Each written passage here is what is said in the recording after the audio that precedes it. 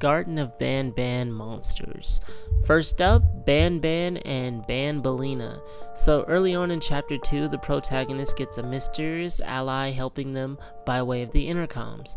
We later find out that this is none other than BanBan, our friendly red pancreas-eating monster. BanBan is a Dr. Jekyll and Mr. Hyde case. When triggered, BanBan turns into a horrific monster that will eat your pancreas if you are unlucky enough to be around him at that time. This is why BanBan tries to help you from a distance. BanBalina is a controversial character. BanBalina on the surface seems like just a kind teacher. However, we get little bits of dialogue that lead us to believe she is very similar to BanBan. Aside from speaking over the intercom, BanBan and BanBalina have no interaction with each other in all 4 chapters. Next up, Nab-Nab and Nab-Nalina. Nab-Nab, by all accounts, is the freakiest looking thing you have ever seen. Multiple characters express the distress Nab-Nab's appearance gives them, and the way this monster moves only adds to that discomfort.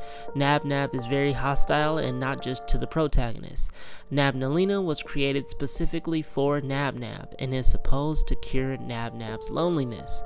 This in turn is supposed to mitigate Nab-Nab's aggressive behavior.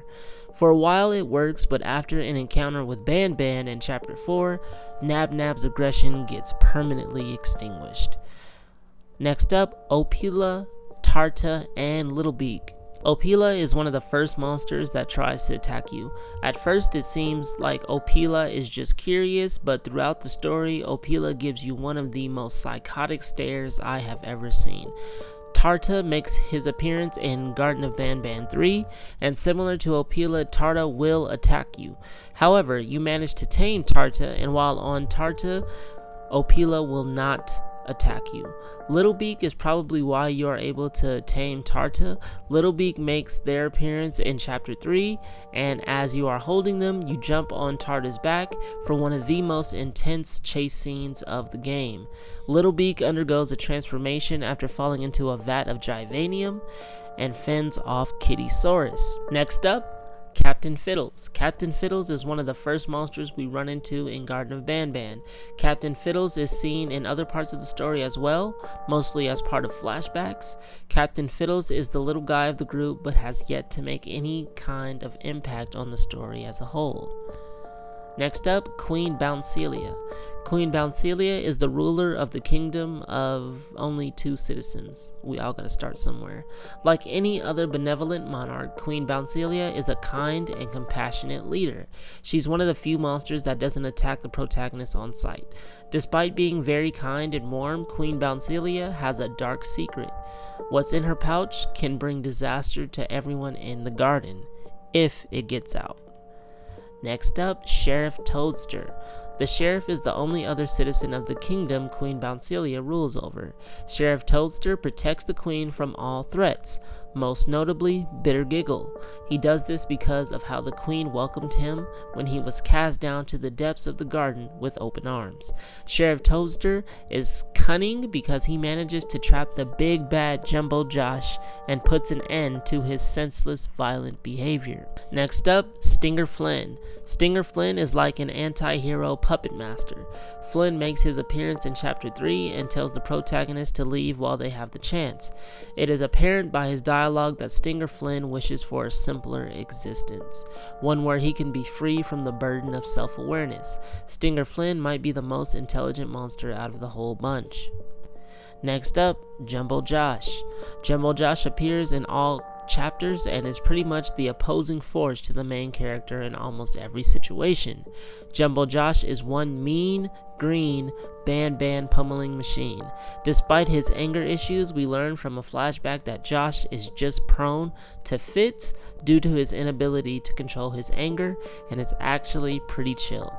Next up, Kittysaurus. This is a big cat T-Rex hybrid that Bitter Giggle has trapped you in a room with. Kittysaurus, like Tamataki and Chamataki, seems to be used as a boss for you to defeat. The last we see of Kittysaurus is the ending of chapter 4, when Bitter Giggle gets ready to tell Queen Bouncelia his joke. Next up, Tamataki and Chamataki. Tamataki and Chamataki are one two-headed monster, and they make their first appearance in chapter 3. They are a boss fight, which is pretty cool considering most scenarios require you to run away from the crazed violent monsters. After defeating Tama and Chama, they don't make another appearance until the beginning of chapter 4 when you get chased by them. Next up, Bitter Giggle. Bitter Giggle is the jester that makes an appearance in chapter 4. Bitter Giggle's one goal is to make Queen Bouncelia laugh. Doing this will trigger a catastrophic event, but Bitter Giggle cannot deny his purpose and makes it his mission to make Bouncelia laugh anyway. Bitter Giggle is a jester, but despite him being made to tell jokes, he still attempts to create others to tell better jokes than him, I guess. Last up is going to be Zolphius. Zolphius is a huge, pale, teal, humanoid-esque face that makes an appearance in pretty much all 4 chapters. Zolphius has not spoken yet, but has a connection to the other monsters. We see Zolphius in one particular flashback, sitting with the other monsters. Additionally, BanBan wants to give him a friend to play with because he has been alone for a while. There are other characters, but these are the main ones you encounter and are relevant to the story so far. Thank you guys for watching. If you enjoyed this video, please give it a like, leave a comment, and subscribe to my channel. I make a new video every day, and it's always something horror related.